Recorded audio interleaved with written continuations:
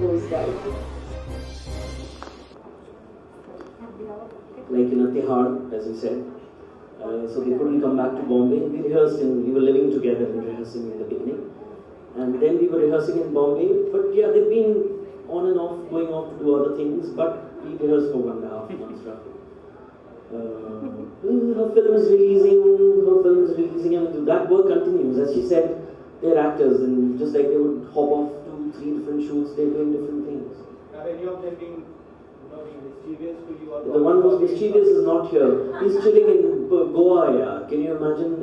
Yesterday he posted pictures of green fields, the sea and all that, and we were all stuck here in the storm. So he's the lucky one. Some photographs of the fluorescent thong.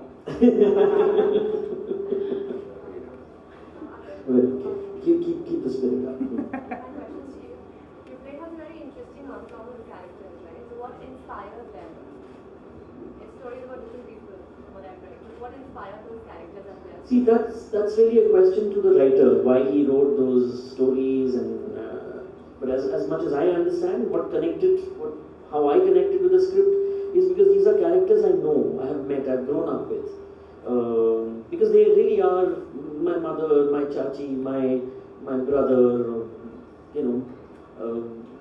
my chachi who goes to a beauty parlor in Old Delhi, and how she wears leopard print and how she speaks, and then my Tayaji's son who was actually gay, but how the whole family was, after his life and all that. So it's about everyday life and people you met. So Mr. Bhalla, who I met in Shastri Bhavan because I went to submit my application for a grant to Department of Culture, Government of India, and I had to wait, and then he came on, and then all the rubbish that I had to face. So these are people we have grown up with. So it immediately connected, and I wanted to do it because Ajay manages to laugh at them and then turn the whole situation around, make it extremely dark. So much so that in Bangalore we realized that we need to maybe not allow children to come in, very young children, because the comedy does turn suddenly on its head and becomes very dark. Yeah, when a wife is saying to a kidnapper, cut my husband's fingers and I'll give you some money, that's pretty dark. Can you talk a little bit about the characters that you get to play and how much you relate to them? Yeah? There's 5 characters that I play. The first is a very shy, painfully shy girl who's getting proposed to. That's I relate to that. I don't know why. And then, I don't know, what else do I play? Mrs. Dixit, who's a blind, renowned poet.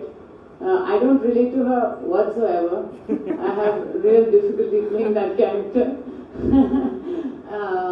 Then there's some art of living. I play this I play this media girl who's very upbeat and little ditzy and over the top, and like your MTV talk show host types. So that's kind of easy to relate to. I think that's all of us in show business understand that. And then there's this sort of older art of living, yoga loving kind of woman, which I also relate to because I have that side to me somewhere. I do. I have that side a little bit. I think when I'm older, I'll start eating like granola bars and stuff. And then the last one is Patrick, who is this young boy. I relate to that 100%.